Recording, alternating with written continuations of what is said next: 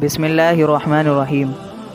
سوچنے کی بات ہے، غیر مسلم یہ سمجھتے ہیں کہ داڑھی مسلمان کے لیے ضروری نہیں ہے، کیونکہ مسلمان کی اکثریت داڑھی نہیں رکھتے، اور وہ یہ بھی سمجھتے ہیں کہ حجاب بھی مسلمان خواتین کے لیے ضروری نہیں ہے، کیونکہ اکثر خواتین حجاب نہیں پہنتی۔ ممکن ہے کل وہ یہ بھی کہہ گزرے کہ نماز بھی ضروری نہیں ہے، کیونکہ اکثر مسلمان نماز نہیں پڑھتے، اور پھر قرآن کی باری آئے گی کہ قرآن بھی ضروری نہیں ہے، کیونکہ اکثر مسلمان قرآن نہیں پڑھتے۔ کمی اور خرابی کہاں ہے اسے بتانے کی ضرورت نہیں ہے، ہمارے ہی عمل نے انہیں ہمارے خلاف جرأت عطا کی ہے اور انہیں ہمارے اوپر مسلط کیا ہے۔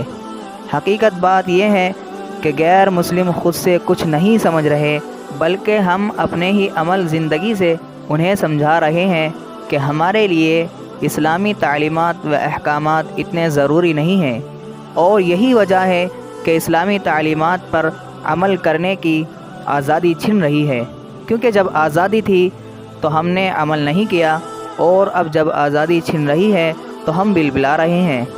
جو اپنی شناخت اور پہچان کی حفاظت کرتا ہے اس کی پہچان باقی رہتی ہے۔ ایک مسلمان ہونے کی حیثیت سے اسلام شناخت کی حفاظت اسلامی تعلیمات پر عمل کر کے ہی کی جا سکتی ہے، کورٹ کچہری میں کیس لڑ کر نہیں۔ مسلمان کی نصرت و مدد کثرت عدد، اصلاحیہ اور شور شرابے سے نہیں ہوتی، بلکہ ایمان اور عمل صالح کی بنیاد پر ہوتی ہے۔